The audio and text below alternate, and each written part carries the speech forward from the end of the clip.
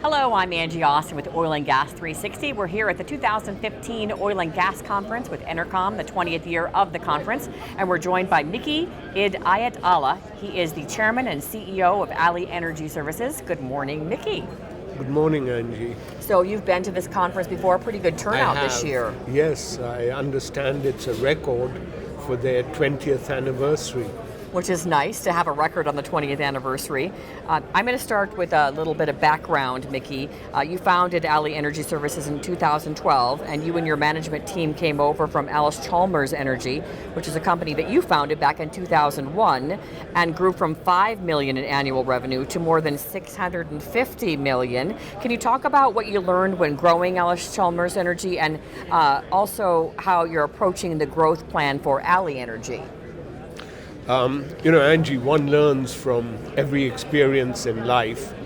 And I think with Chalmers Energy, I learned, number one, that we operate in a highly volatile cyclical industry that's dependent on commodity prices.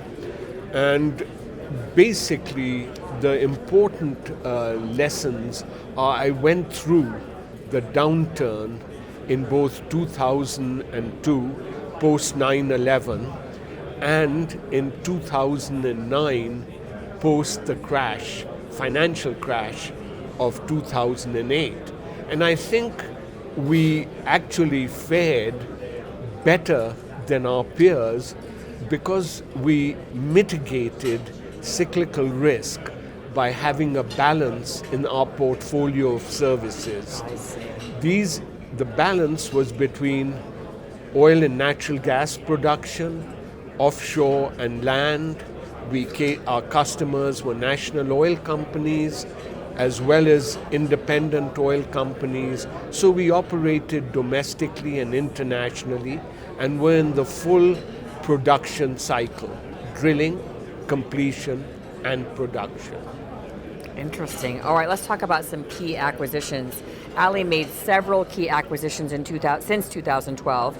Austin Chalk Petroleum, United Centrifuge, Evolution Guidance. In 2013, you reported revenues of $18.4 million. 1 year later, 2014 revenues were $42.5 million. Are you looking at other acquisition targets? Well, we continue to look at all opportunities.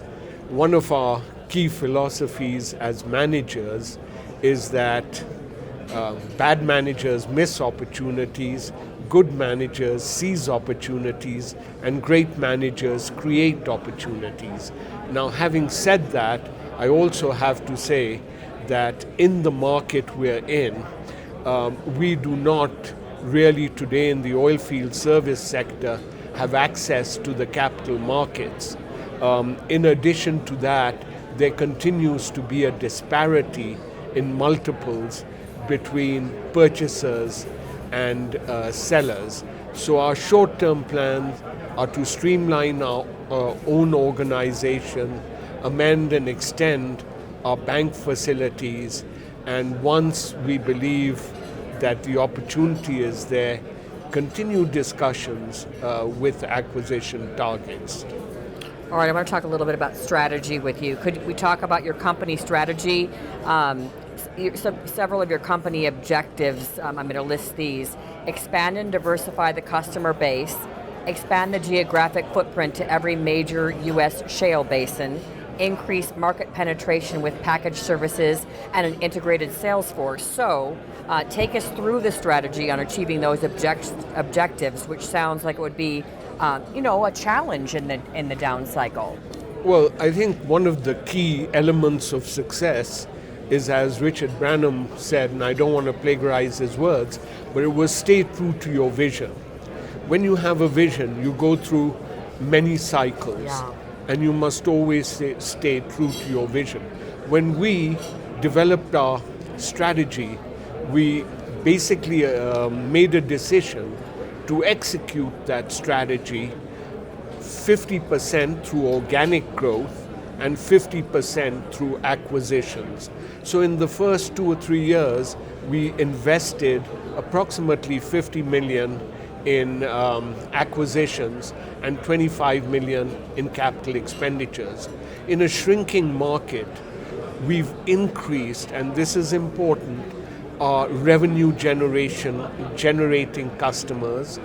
We continue to increase our geographic footprint by taking anchor customers in shale basins and trying to package and bundle all our services so that we can give further price discounts and execute a key strategy in a down market, which is increase utilization and sacrifice price, because the price flexibility is not available to us.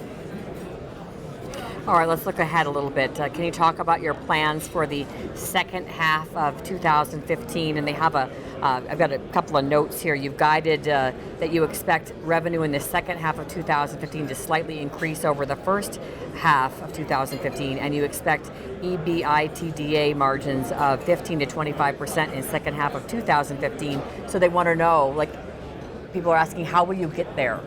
Well, again, these statements were made a couple of months ago when oil prices were at $60. We believe that in June and July, compared to earlier months, we're already beginning to see the increase in revenue, and our margins are at the low end of the spectrum, 13 to 15%. The question is, can we sustain it with further declines?